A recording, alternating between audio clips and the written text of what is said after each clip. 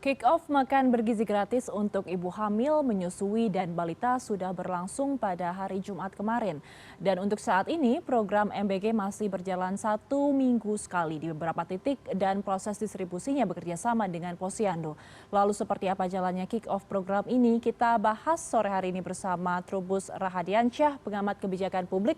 Namun sebagai informasi, sebelumnya kami juga sudah berusaha untuk menghubungi pihak kantor komunikasi Presiden atau PCO untuk bergabung. Namun hingga sore hari ini tidak mendapatkan konfirmasi. Langsung saja saya sapa Pak Trubus. Selamat sore, terima kasih atas waktunya. Ya, selamat sore Mbak. Ya.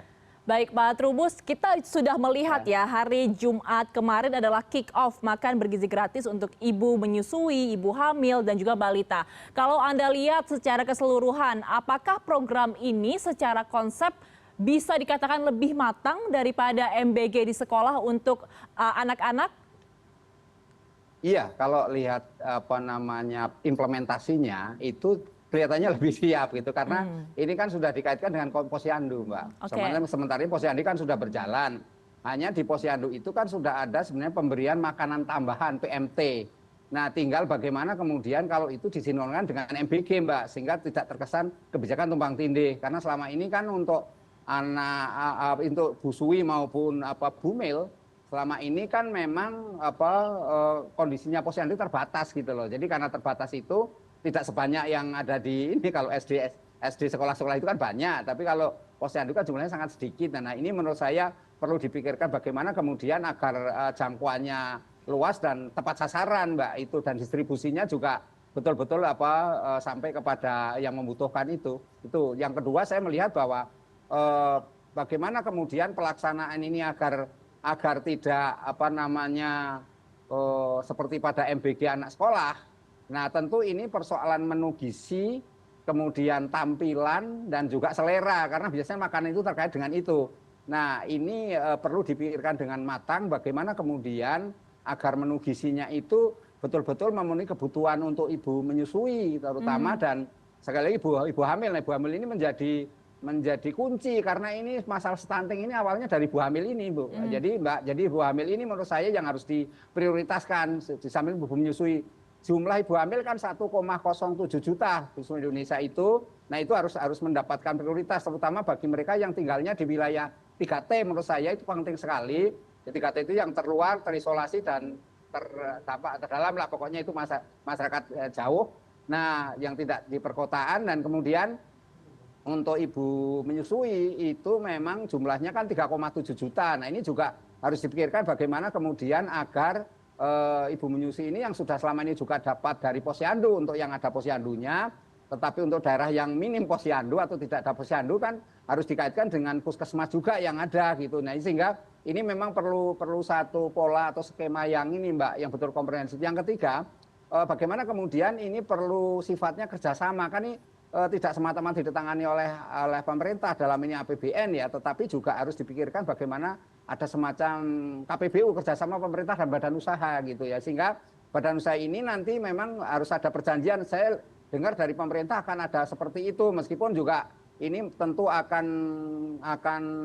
menimbulkan satu persoalan baru kalau kita tidak hati-hati dalam konteks perjanjian itu, karena bagaimanapun juga perjanjian dengan pihak badan usaha, itu sifatnya UMKM atau itu koperasi atau berupa yayasan misalnya atau badan wakaf misalnya, semuanya itu bisa saja, atau nama perusahaan juga bisa. Itu harus betul-betul memperhatikan aspek transparansi karena juga aspek keadilan, karena gimana pun juga enggak ada istilahnya makan siang gratis kan hanya pemerintah. Kalau istilahnya orang bisnis kan nggak ada makan siang gratis, Mbak. Jadi mesti ada imbalannya, aku dapat apa dari adanya kerjasama itu, atau kan karena dalam kerjasama itu berarti kan ada perikatan yang saling memenuhi. Tetapi kalau target kita sampai yang disampaikan oleh pemerintah itu sampai 3 juta akhir Januari ini, tentu ini mau tidak mau karena tentu biayanya cukup mahal. Dan yang terakhir menurut saya ini pemberiannya jangan seminggu sekali. Ini pemerintah kok seminggu sekali, harusnya setiap hari, itu ideal yang paling. Gitu, nah, Mbak. Menarik Pak Trubus membicarakan masalah interval distribusi dari MBG untuk ibu hamil, menyusui, dan juga balita. Kita mengetahui ini kan tujuan pemerintah memberikan ke ibu hamil untuk mencegah stunting begitu ya. Nah, dengan menu yang diberikan seperti yang sudah kita lihat bersama dan diberikan 1 minggu sekali, ini efektif atau tidak sih untuk memecahkan masalah stunting?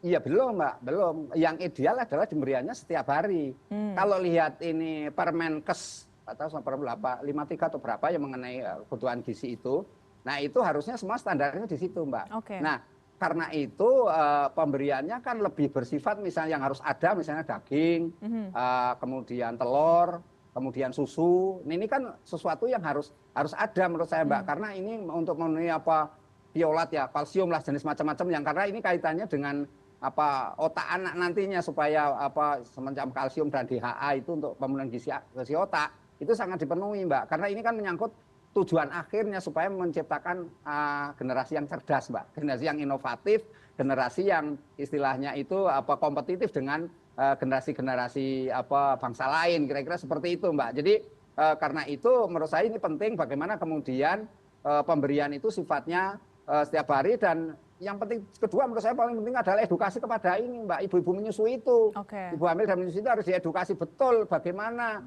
karena selama ini posyandu tidak mencukupi dalam hal itu. Nah ini kesempatan melalui program MBG ini diberikan edukasi kepada ibu hamil dan menyusui, terutama ibu hamil yang kategori MBR Mbak, masyarakat berpenghasilan rendah ini kan betul-betul harus di ini ya istilahnya harus bersabar, harus bertahap, istilahnya harus penuh kehati-hatian juga agar mereka tetap dalam posisi penuh semangat, tertarik dan untuk secara aktif gitu mendatangi tempat-tempat ini pemberian makan bergizi gratis ini, entah itu nanti dikaitkan dengan posyandu atau dengan bersih diri sendiri gitu. Tapi menurut saya lebih cocok dikaitkan aja dengan posyandu itu gitu. Dikaitkan dengan posyandu, baik.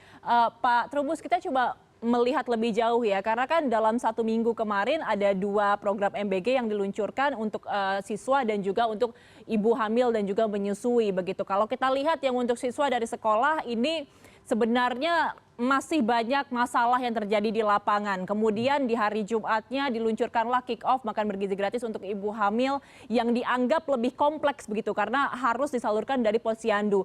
Ini kan sangat berdekatan jaraknya Pak. Efektif tidak sih untuk peluncuran 2 program ini dalam kacamata kebijakan publik? Kalau dalam kebijakan publik sepanjang apa matang dalam hal apa perencanaan dan ini persiapannya, saya rasa bisa Mbak secara bersamaan. Artinya apa? Karena ini kan sasarannya berbeda kan gitu.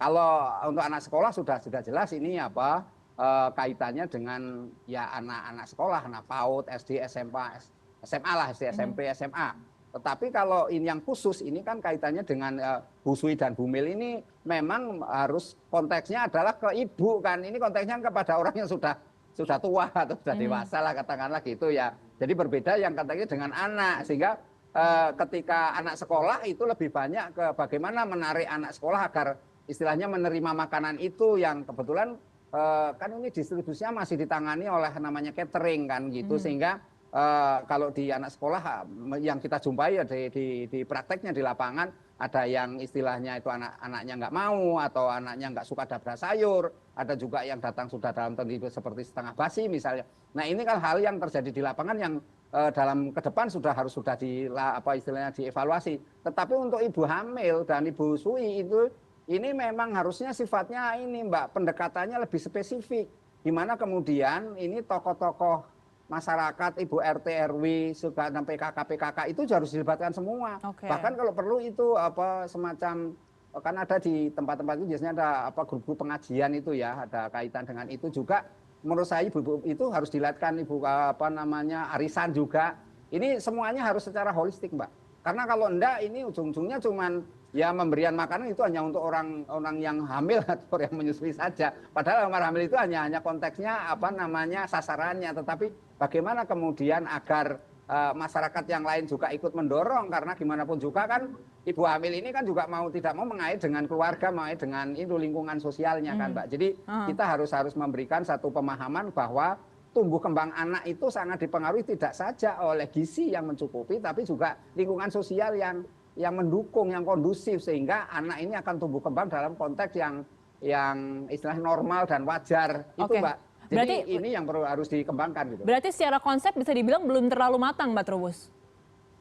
Iya secara konsep belum, karena kan baru makanya dilakukan oleh bertahap oleh pemerintah untuk bumil ini, karena sifatnya khusus kan. Sekali lagi bahwa untuk anak-anak sekolah itu memang menunya ya sudah disepakati menunya itu, artinya meskipun ada variasi juga, tetapi kan beda karena sasarannya anak-anak.